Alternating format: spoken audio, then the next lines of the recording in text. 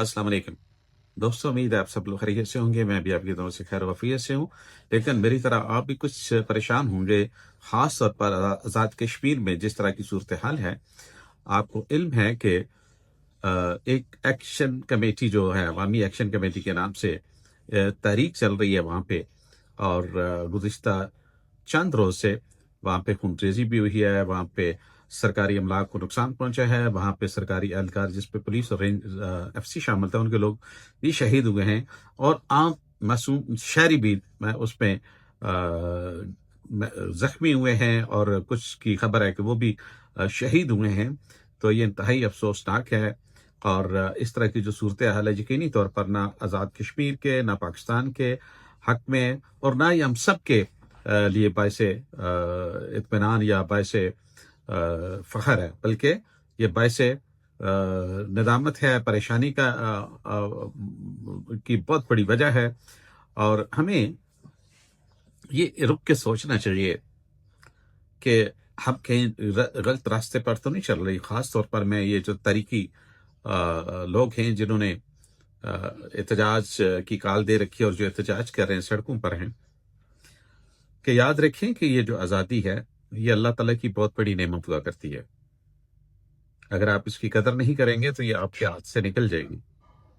और इसकी कदर जाननी है तो आप गजा के लोगों से पूछें, आप मगरबी बैंक के लोगों से पूछें, आप मकबूजा कश्मीर के उन मजलूमों से पूछें जिन पे आए रोज वहाँ मकबूजा कश्मीर में हिंदुस्तान की जो फोर्सेस हैं मुजालिम ढा रही हैं, हमारी माओ बहनों की अस्मत दरी कर रही हैं, उनके घरों को मिसमार कर रही हैं, उनकी तमाम तरह की जो आज़ादियां हैं, जीने का हक, बोलने का हक और हेल्थ और स्कूल तक यानी कि एजुकेशन हासिल करने का हक, ये सब सल्ब किया जा रहा है। आप देख लें वहाँ पे कब्रिस्तान शहीदों से भरे हुए हैं। गुज़िश्ता 70-78 साल से वहाँ पे लाखों लोग शहीद हो गए, लेकिन वो अपने आप को भारतीय मजालिम से और शिकंजे से बचा नहीं सके और उससे आज़ाद नहीं हो सके। आप उनसे आज़ादी की कीमत पूछें। हम जब कहते हैं कि आज़ाद कश्मीर, तो इसका मतलब ये है कि बैरूनी ताकतों से आज़ाद, हिंदुस्तान की गिरफ्त से या कब्जे से आज़ाद। और इसलिए हम आज़ाद और आज़ाद पाकिस्तान, आज़ाद फ़ज़ाओं में सांस लेते हैं। तो इस आज़ादी की वजह से हमें अल्लाह ताला का शुक्र अदा करना चाहिए। ये जिस कॉन्फिडेंस के साथ या जिस एतमाद के साथ हम अपने मुतालबात बनवाने के लिए सड़कों पर एहतजाज करते हैं और हुकूमत और रियासत के खिलाफ उठ खड़े होते हैं, और ये सिर्फ और सिर्फ हमें ये दी गई आज़ादी की वजह से है। अगर हमें ये आज़ादी ना हो बोलने की, हमें एहतजाज करने की, अपना हक हासिल करने की, तो कभी भी कोई हमें अपने घर से बाहर ऊंची आवाज से बोलने ना दे, कोई भी हमें सरकारी हॉस्पिटल्स के करीब ना जाने दे, कोई भी हमें एजुकेशन और तालीम हासिल करने की ख्वाहिश को पूरा ना करना दे। तो हम तो अल्लाह ताला के फजल करम से इस तरह की तमाम तर जो पाबंदियां हैं, जो मुश्किलात हैं, उनसे महफूज हैं। इसीलिए हम आज़ाद फ़ज़ाओं में सांस लेते हैं और इसीलिए हम बुलंदोबाग नारे भी लगा रहे हैं। और हर तरह के जो अपने इंसानी ज़िंदगी को बेहतर बनाने के लिए ऑप्शंस हैं या अपॉर्चुनिटीज़ हैं, उनको अवेल भी कर रहे हैं।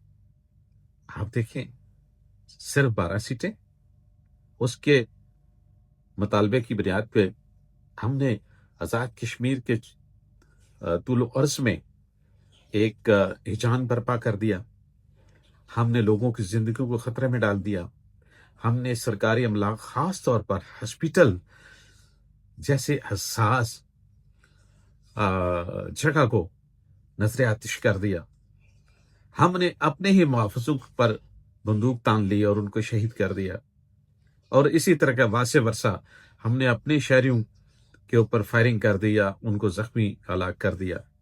तो ये सिलसिला सिर्फ और सिर्फ मैं समझता हूँ पागलपन है,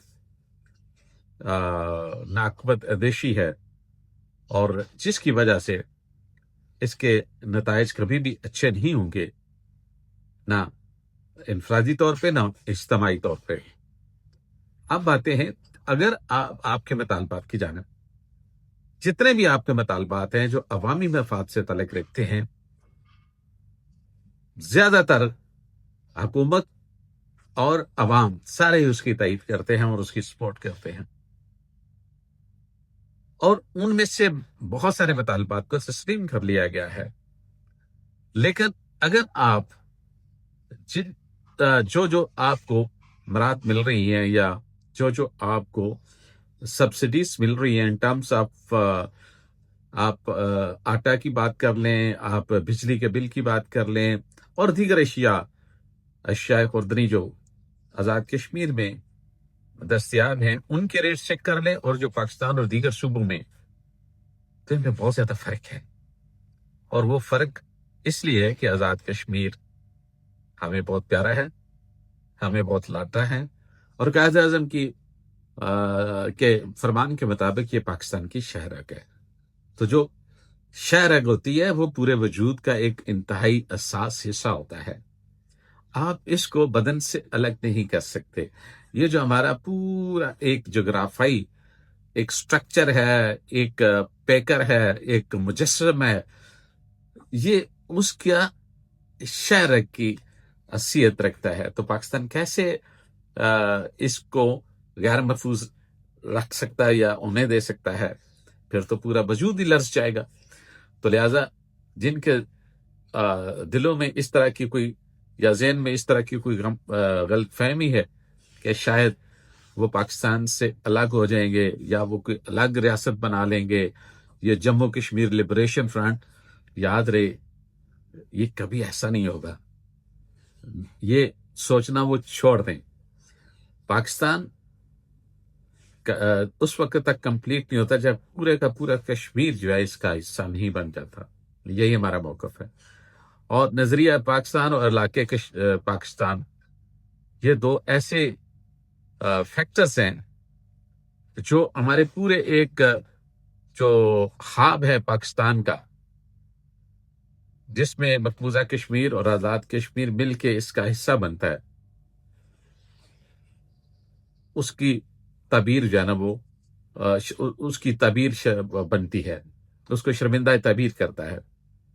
تو لہٰذا یہ تو بہم سے دل سے نکال دیں کہ شاید آپ ڈنڈے اٹھا کے، آپ نعرے لگا کے پاکستان کو بدنام کر کے، آزاد کشمیر کو بدنام کر کے، وہاں کی حکومت کے خلاف یا سیکورٹی فورسز کے خلاف آپ گندی مہم چلا کے ان کو الزام تراشی یا کردار کشی کر کے آپ اس سے بہتر زندگی گزار لیں گے یا کشمیر کو اس سے بہتر بنا لیں گے۔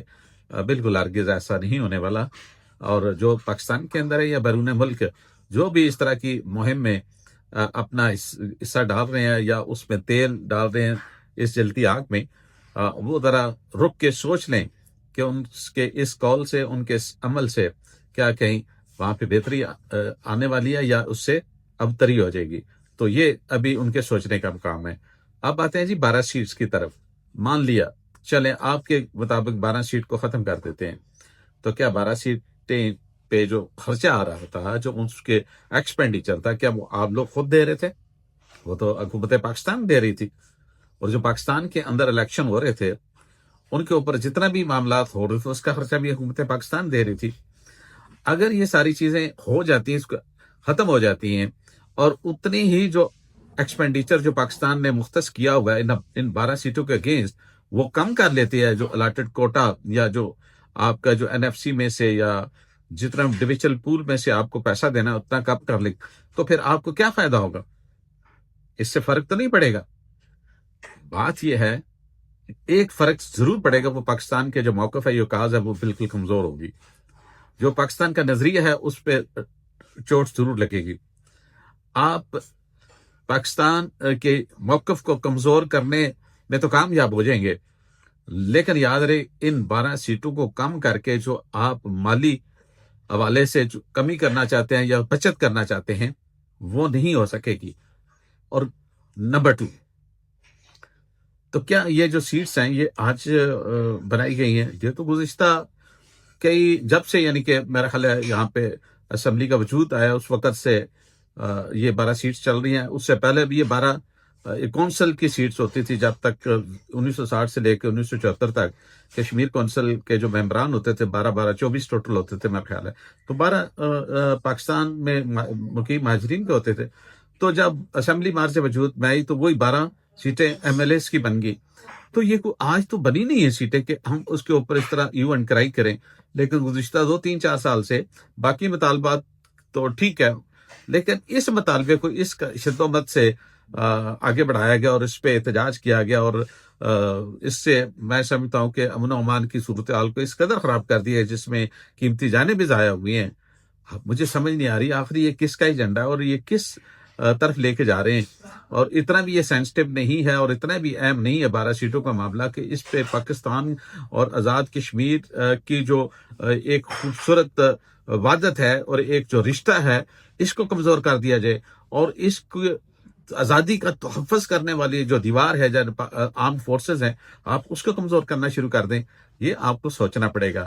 یہ صرف اور صرف خواہش ہمارے دشمن کی تو ہو سکتی ہے، ہندوستان کی تو ہو سکتی ہے، اسرائیل کی تو ہو سکتی ہے، اور آج کل جو ان دونوں ممالک کی جو پراکسی افغانستان میں اور بلوچستان کے اندر، اور افغانستان سے پاکستان میں اور بلوچستان کے اندر جس طرح کی دہشت گردی کروا رہی ہیں، یہ ان کی خواہش تو ہو سکتی ہے لیکن کسی بھی محب وطن کشمیری اور محب وطن پاکستانی کی نہیں ہو سکتی. جب میں کشمیری کہتا ہوں وہ بھی پاکستانی ہے. یاد رہے یہ کشمیر پاکستان کا ایک صوبہ ہے. ہم نے علامتی طور پر ایک ذات حیثیت کے ساتھ رکھا ہوا تاکہ ہمارا جو یونائٹڈ نیشنز کے اندر کیس ہے وہ کمزور نہ ہو پائے، چونکہ ہم نے طے کیا ہوا ہے کہ یہ ڈسپیوٹڈ ایریا ہے اور اس یہاں پہ قراردادیں جو یونائٹڈ نیشنز کی قراردادیں ہیں ان کے مطابق پلبیسائٹ ہوگا یا استصواب رائے ہوگا، تو اس کی بنیاد پر یہ فیصلہ کیا جائے گا. اور یہی جو کشمیر کے لوگ فیصلہ کریں گے کہ انہوں نے پاکستان کے ساتھ جانا ہے یا ہندوستان کے ساتھ رہنا ہے. اور تیسرا آپشن یونائٹڈ نیشنز میں کسی طرح کی بھی نہیں ہے. اور جن کے دنوں میں یہ ہے کہ شاید یہ انڈیپینڈنٹ ہو جائے گا، یہ اس طرح کا تیسرا آپشن ہے ہی نہیں ہے. تو اس لیے یاد رہے کہ ہم نے ہمارا جینا مرنا اس ملک کے ساتھ ہے، اس مٹی کے ساتھ ہے. ہماری شناخت ہی ہے، ہمارے پاس شناختی کارڈ اس کے ہیں، ہمارے پاس پاسپورٹ اس کے ہیں، ہمارے پاس نوکریاں اس کی ہیں، ہمارے پاس کرنسی اس کی ہے، ہمارے پاس پروٹیکشن اس کی ہے، ہمارے پاس اسی کے ریاستی اداروں کا تحفظ ہے، ہمارے پاس اسی کی آرم فورسز اور فوج کا جو ہے نا وہ ہماری آزادی کا سب سے بڑا وہ جو ہے ضامن اور محافظ ہے. تو ہمیں سوچنا چاہیے کہ ہمیں ان کے خلاف مہم چلاتے ہوئے، ان کے خلاف بولتے ہوئے کہیں ہم اپنے پاؤں پہ کلاڑی تو نہیں مار رہے، کہیں ہم اپنی دیواروں کو گرا تو نہیں رہے. یاد رہے جب آپ اپنے گھر کی دیوار گرائیں گے تو وہ کیا کہتے ہیں، دیوار کیا گری میرے کچے مکان کی، لوگوں نے میرے صحن میں رستے بنا لیے. یاد رہے اس ڈر اس وقت سے جب لوگ آپ کے گھر کے صحن میں راستہ بنا لے، جیسا کہ غزہ میں ہے، جیسا کہ ویسٹ بینک میں ہے، اور جیسا کہ آج کل مقبوضہ کشمیر میں گزشتہ 78 سال سے ہے. تو اس لیے امید ہے آپ میری باتوں پہ غور کریں گے اور پاکستان آزاد کشمیر کی جو سلامتی ہے، اس کی بقا ہے، اس کی ترقی ہے اور خوشحالی ہے، اس کے لیے دعا بھی کریں گے اور کوشش بھی کریں گے. اس کے ساتھ ہی آپ سے اجازت چاہتا ہوں. اللہ تعالیٰ آپ سب کا حامی و ناصر ہو. خدا حافظ.